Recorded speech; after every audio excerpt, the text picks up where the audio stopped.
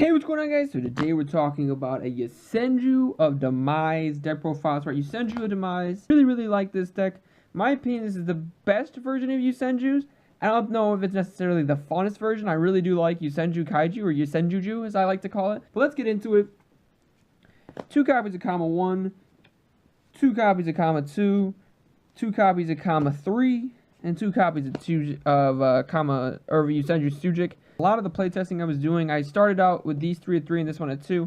And it ended up having way too many Yosenju monsters in your hand, and you don't really want that. You want to see card demise as much as possible. You do need to run a pendulum.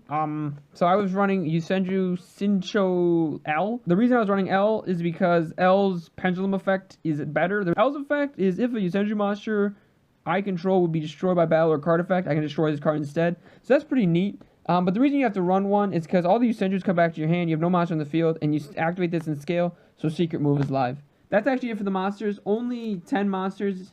L, also, the reason I chose L is because if you see it, you take the L. Anyway, best card in the deck. Best reason to run this deck. Probably going to get hit. 3 copies of Card of Demise. It really is not a terrible card to draw with itself. Like, if you demise, draw 2 demise in a random card, you set the 2 demise, and then you demise again. You're not going to draw the 3rd demise. You already have it. And then you have demise again. Like, demise is just super strong, especially in this deck. So you can also run 2 Power Duality. I personally love 3 card demise, 2 Power Duality in a card demise deck. 1 Upstart, 3 copies of Fire Formation Tenki, 1 copy of Yosen Training Grounds.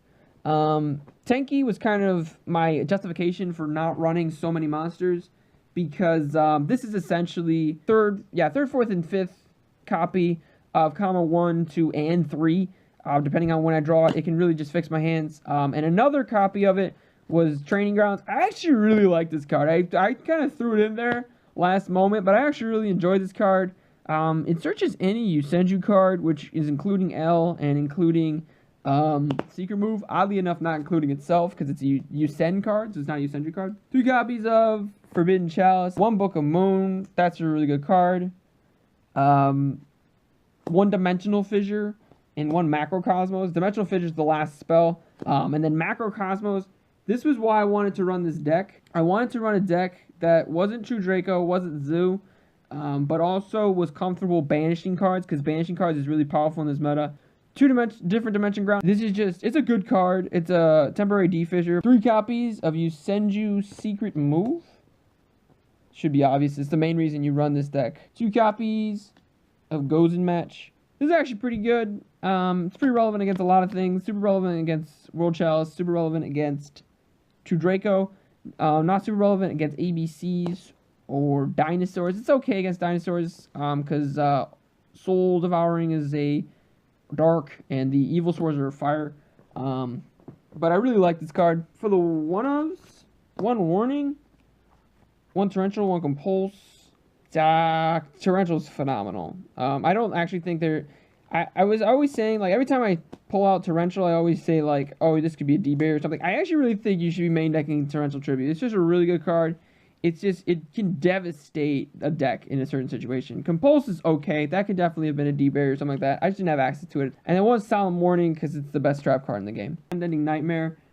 This is a really good card against just, like, everything. Like, your opponent activates Barrage. You chain this, destroy Barrage. They can't activate Barrage effect. Same with Tenki. Same with Diagram. Same with the Phantasm Field Spell. Same with Hanger. Same with Meltdown. Like, it's just a really good card. I don't know if it's necessarily a 3-of, because it is a continuous trap, but it might just be a 2-of. It is a double-edged sword, though, because the cost does kind of get annoying, and, like, when you have a lot of life points, you just start spending it, and next thing you know, you got 4,000 life points, and Yosenjus usually leave the field wide open. 3 copies of regular Mirror Force, 1 Lightning Chidori, probably one of the best reasons to run Yosenjus, because it can make this card pretty easy. 1 Crazy Box, that Utopia, Karagorgon, Giant Hank, Castel, Sky Pegasus, Diamond Crab King, Malevolent Sin, Diamond Direwolf, Honor Arc, the Lightning, or Dweller, Tiger King, Cowboy in there for game. But that's it for the deck profile. I'm a huge fan of this deck. This archetype is super cheap, super good to get a hold of, and it can win a lot of games for you.